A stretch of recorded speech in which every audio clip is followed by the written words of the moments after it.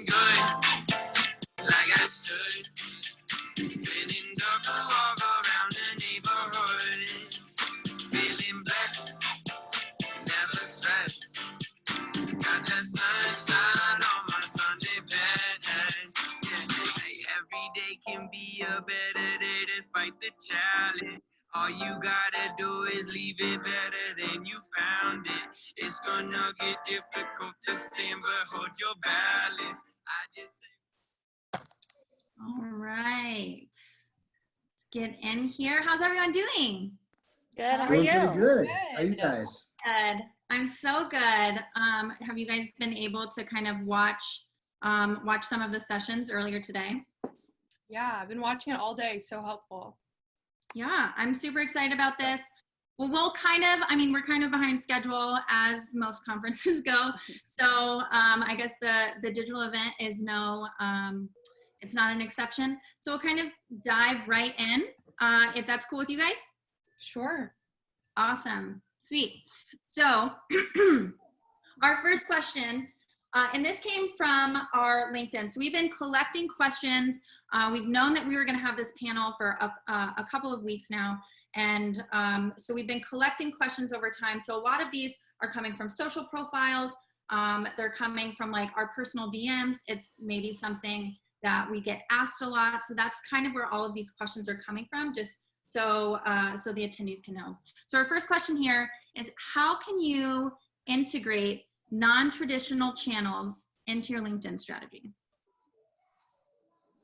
Yeah, I'm happy to jump in and take this one first. I think when I look at that question, I separate my mindset as to non-traditional channel plus LinkedIn for research, and then non-traditional channel plus LinkedIn for outreach. So overall, when you're researching your prospects, you're trying to figure out things about them and them personally, and also them about their business professionally. And your research should expand for as much time as you give yourself to prepare for that conversation. Now, in terms of your outreach, it really resides as to where your prospects and customers are, right? You got to reach out to them in the channel that you believe they're most active in, whether that be on Twitter, whether that be on email, whether it be traditional phone call. No communication is dead. You know, you see a lot of messages out there that says cold calling is dead, something is dead. Like, nothing is really dead as long as you figure out exactly where your audience reside. And the last tip here I would think is you always want to be a couple steps ahead of your prospects too. So if your prospects are not online yet, they likely will be in the next year or so, right? So you always want to match them where they are, but also keep 2 or 3 steps ahead of them. Yeah, absolutely. And then, so Tom added in here, or direct mail. Direct mail is not dead. It's not dead, y'all. And I can jump into that too. You know, we use a lot of digital direct mail on the BDR team at Adobe. And we really incorporate, especially LinkedIn, into the research to be able to make sure that the platform that we're using is sending good personalized gifts, hence the digital direct mail, off to our prospects as part of a broader outreach strategy. It's not just a one-off or anything. It's part of the overall story, which I'm sure we'll talk more about later. But yeah, we, like Denny was saying, we use LinkedIn a lot for strategy and research, but also for outreach, especially to Tom's point, if you can have a good personalized message through the direct mail. Totally. Yeah, LinkedIn kind of gives you, it's like a whole background. You know, like, you know, your alma mater, all the way from, you know, where you lived, all that stuff. Okay. Yeah, and I also think you need to consider non-traditional channels as not being just channels, but also non-traditional ways of communicating. So whether that's direct mail, or whether that's using the voice message or sending videos via LinkedIn, or using other social channels that are underutilized, it's really about finding what's going to cut through the noise, because they're getting so many cold emails, so many cold calls. But if you can do something really creative that stands out, that's what's gonna get you seen. Yes. So basically, so you're being creative will help utilize those channels, whether they're underutilized, like for those clients or for those prospects. I love that. I love that. Okay, so starting with one piece of content. So a lot of teams, like marketing teams or even sales teams, like trying to figure out, you know, creating content and whatnot to share with their prospects. So they can normally, they're like, okay, I have this one piece how can we make the most of it, right? So starting with one piece of content, how does the messaging and the targeting change per channel? And should I post about the same thing on like every channel? Mm-hmm. Well, I'll start with what not to do. Don't just blast out the exact same piece of content, the exact same message to 100 different channels. I know that's the easy thing to do, but it doesn't work. It's a waste of your time. So what you need to do is think of that piece of content, whether it's a white paper or a blog or an ebook, as your pillar content. And within that, there's a ton of different pieces of information and value and tips and tricks and insights and stats. And each of those individual things can be broken up into different pieces of content that relate to specific channels. So something that you're posting on Instagram from this ebook may not be what you're going to send in a direct mail, and that may not be stats that you're going to use in a pitch deck. Totally, yeah. So you can basically, so let's say like we have like a LinkedIn article, so we can pull quotes from the LinkedIn article and make a tweet about it, post it on Instagram. Yeah, love it. Yeah, one of the thought on posting content is that it has to be true to your role. So I spent the first 8 years of my sales career as an individual contributor. A lot of my content that I was sharing was about my products, solutions, and services, right? Now that I have made the transition into people leadership, I've been slowly transitioning that content from direct product to more coaching leadership specific. As you build your brand, as you grow your career, your content also changes with you. Not saying it's you cannot post anything about your product, but you're going to become a subject matter and an expert in a different category. So just be cognizant as to your brand, your current role, and the content that you're also putting out there in the universe. Absolutely, yeah. I mean, you're putting out content like for your buyers. Absolutely. So what do they care about? What's important to them? I love that. Okay, we're gonna skip just around just a little bit. So how do you create, so we talked a little bit around about direct mail and digital direct mail. So how do you create engagement off of that? Well, yeah, again, it goes to the overall research. So what I'm talking about, like the tool that we use is called Alice. And it basically scrapes AI and scrapes somebody's social media. So whether it's LinkedIn or Instagram or Facebook or Twitter, whatever they're active on, to figure out their interests and their habits. And then with that, it sends us back some suggestions as far as some cool gifts that we can send them via email link. But it's more about, it's a fun tool to use and everyone loves using it, but it's not, you don't send it and then they automatically accept a meeting or want to talk to you. It's about that's around that. And that's where you really want to have that personalization and that persistence, where you want to be able to tie in why you sent that gift, how it's personal to them, and then bring in that content to tie the different messages together throughout the entire sequence. You know, whether if it's an outreach and it's 19 steps over a month, you want to be able to tell that consistent story through it. But using direct mail as sort of the centerpiece to be able to tell that story is I think I've found a great way to create that engagement. Yeah, absolutely. So Tom, Hibrich, I don't know, I probably butchered that. I'm sorry. I'm just gonna call you Tom. Tom, he said, well, how do you balance personalization and brand experience with like a DM?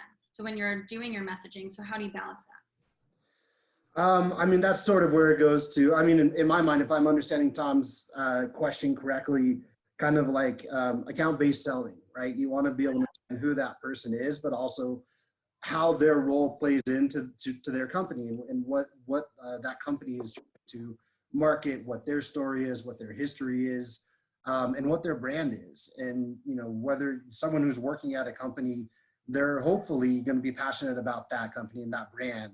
So being able to tie who they are, but also who the company is together is, you know, kind of, it's definitely a challenge, but it's fun and it's essential to being able to create that relationship. If I understood Tom's question at all. So basically, so being like an ambassador for your brand then. For sure. Yeah, I love it. And Tenny, you had great additives there in the chat. I like that.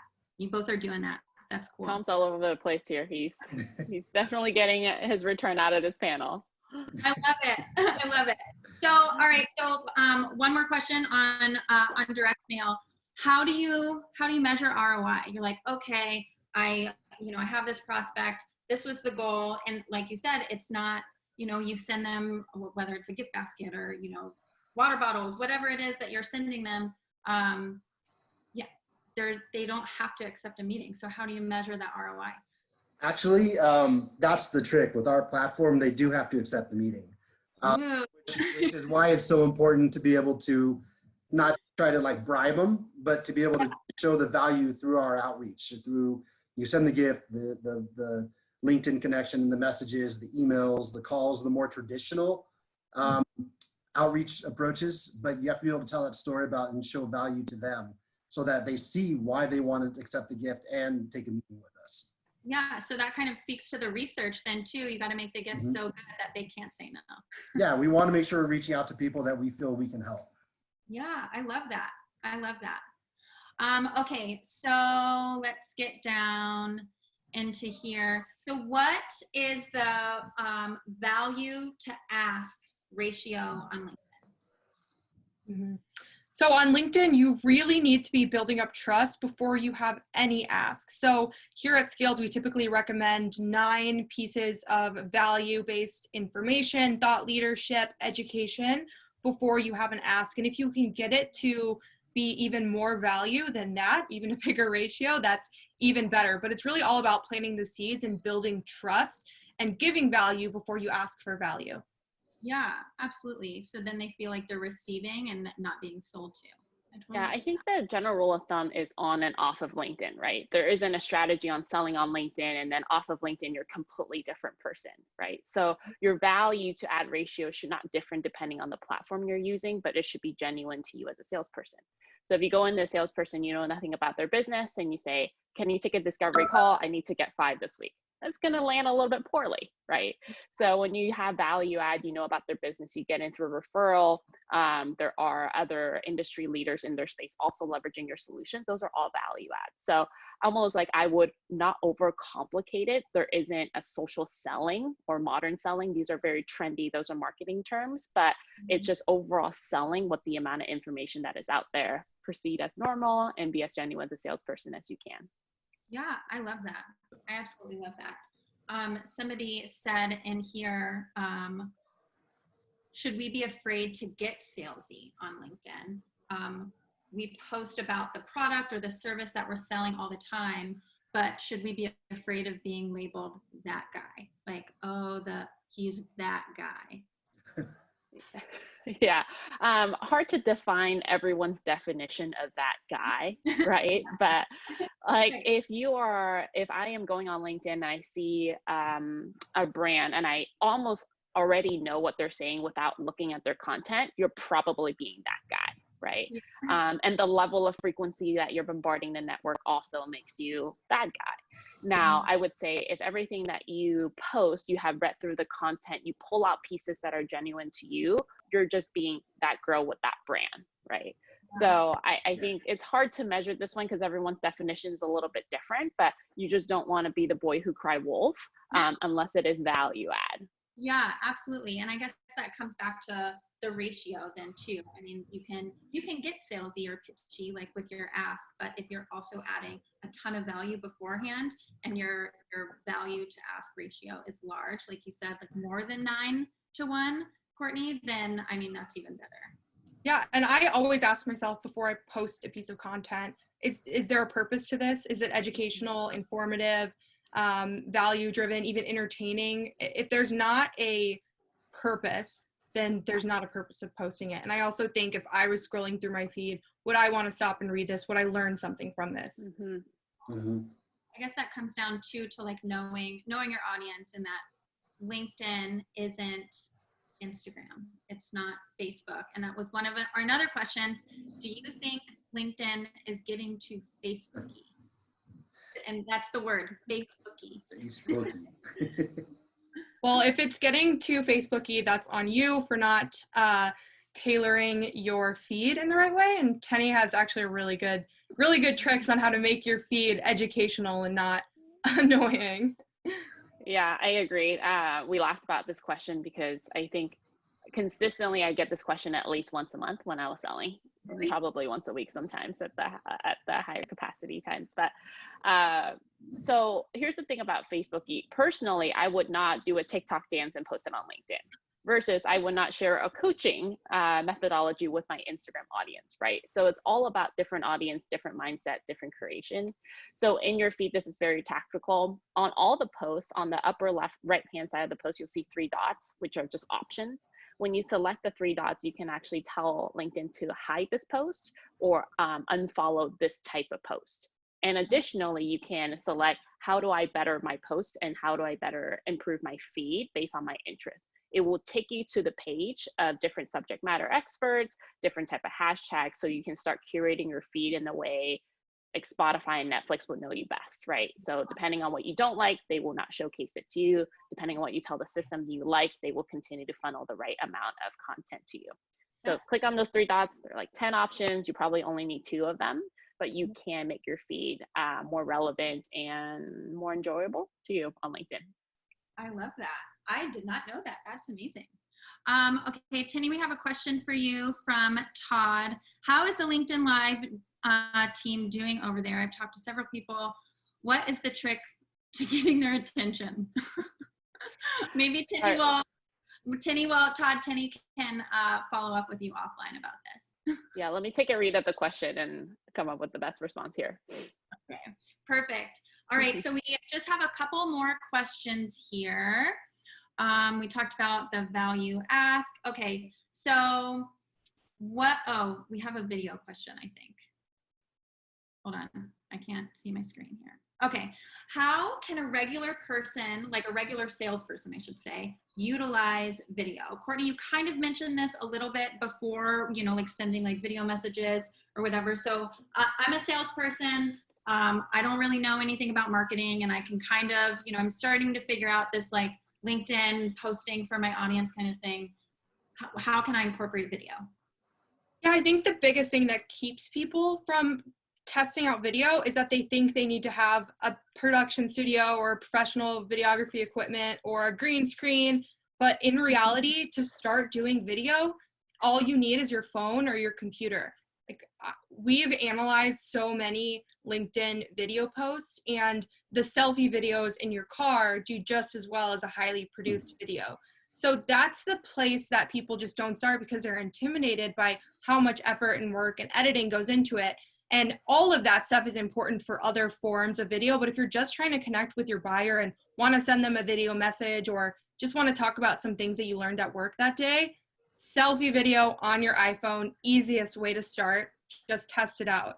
Yeah, I love that. So this is what Jake was talking about at the beginning of this conference. We want to empower you to make change. This should be it. Just do it. Just start it. I love that. Ashley's asking, this one might be for you, Tinny. What is the best way to stay up to date on LinkedIn algorithms? Yeah, I think it is a moving bot, right? So as our behaviors and activity and more content happens, the algorithm changes. Personally, I do not get an email digest that follows my algorithm.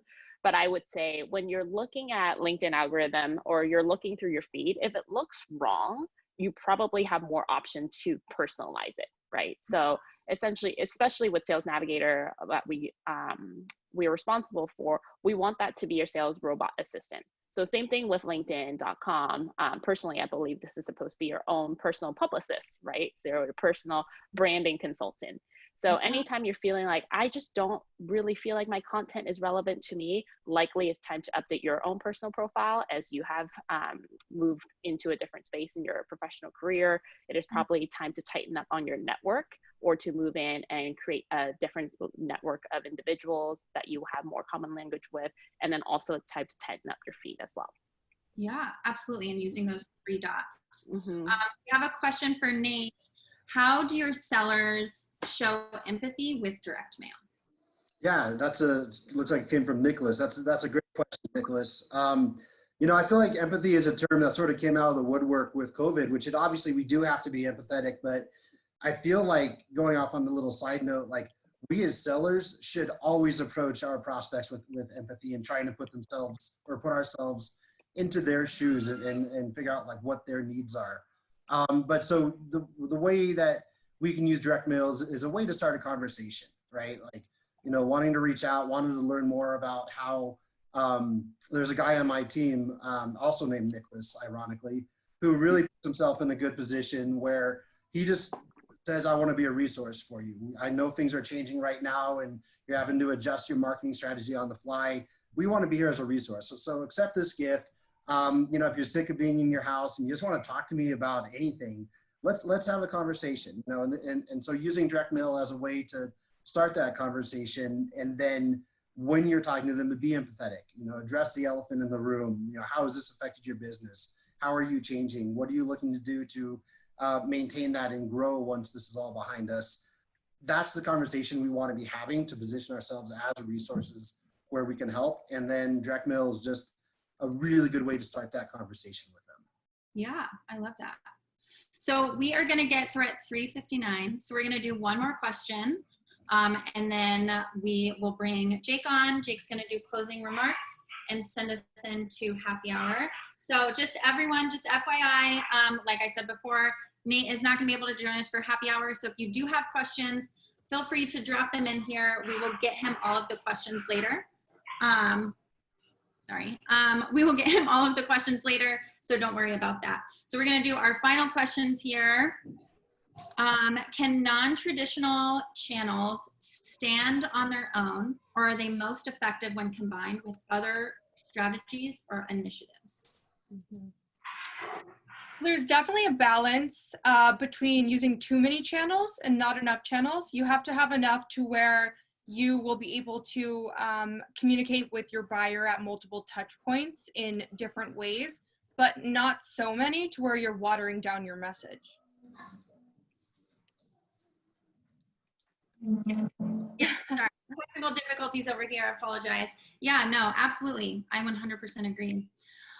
Okay, so I appreciate you guys so much. This has been amazing. So all of our attendees, please thank our wonderful panelists.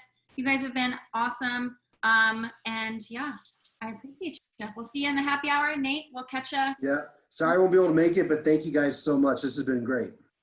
Awesome, sweet. Well, we will see you soon, and everyone stay tuned for Jake.